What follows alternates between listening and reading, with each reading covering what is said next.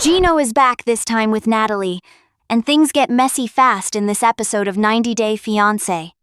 We start with a scene that sets the tone immediately. Gino in a bed he wasn't supposed to be in. The rule was clear the night before sleep on the couch. Instead, he crosses the boundary, claiming he felt lonely. Translation, he ignored the limit. Surprisingly, it works, for now. There's no big fight, just closeness and a false sense of progress. But that's the issue.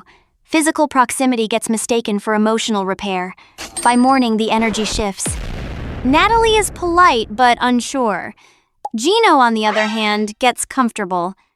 Natalie says she needs time and that trust can't be rebuilt overnight. Still, her actions send mixed signals, small gestures like letting him stay, putting lotion on his back, and inviting him out with friends. In fragile situations, mixed signals only create confusion. Gino reads it as a green light. Big mistake. He confuses access with stability. At a casual gathering with Natalie's friends, the tension is subtle but real. No one needs to confront him directly, they just listen. And Gino talks too much.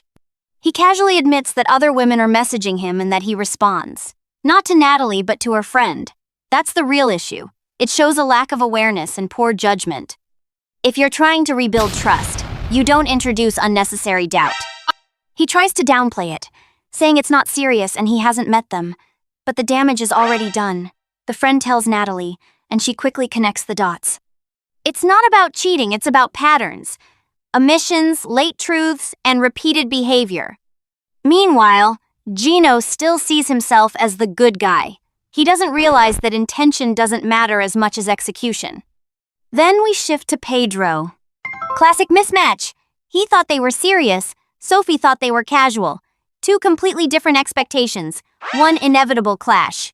Pedro finds out she was dating other people, including her ex. That changes everything. He feels betrayed. She feels free. Both think they're right.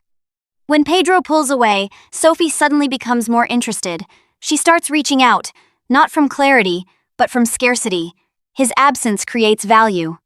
Confused, Pedro turns to his sister Nicole, who points out the obvious: he's more emotionally invested than he admits. That makes him vulnerable. Not because he cares, but because he's doing it without clear reciprocity. Sophie's inconsistency isn't random. She doesn't know what she wants, and that creates ambiguity in everything she does. Pedro is starting to see the reality, but understanding it doesn't mean he's ready to accept it. Then there's Liz. She's on a second date with someone new, and for once things feel normal. The guy plans, shows effort, and she relaxes. There's chemistry. But there's a deeper issue: her illness. She hasn't told him yet, and that creates real pressure. This isn't surface-level drama. It's about timing and vulnerability.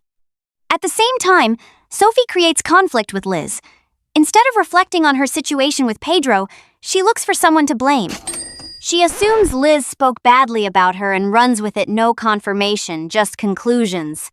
When Liz shows up, she's confused by the cold behavior. A confrontation follows. Liz explains she actually defended Sophie, but Sophie isn't interested in nuance. She's committed to her version. Julia tries to mediate, but Sophie doesn't want resolution. She wants validation. Eventually, Liz reaches her limit. She's dealing with serious personal issues while being dragged into unnecessary drama. And that's the core problem across the board. Everyone is reacting. No one is thinking ahead. Gino crosses boundaries out of loneliness. Natalie reacts with suspicion based on the past. Pedro withdraws without closure. Sophie seeks attention and blame. Liz tries to manage everything at once. No one is leading their situation, they're all just responding to it. These relationships aren't falling apart because of one big mistake, but because of repeated small ones. Patterns, not accidents. In the end, no one here is truly ready for a serious relationship, but everyone is acting like they are. And that's why everything feels like controlled chaos instead of real connection.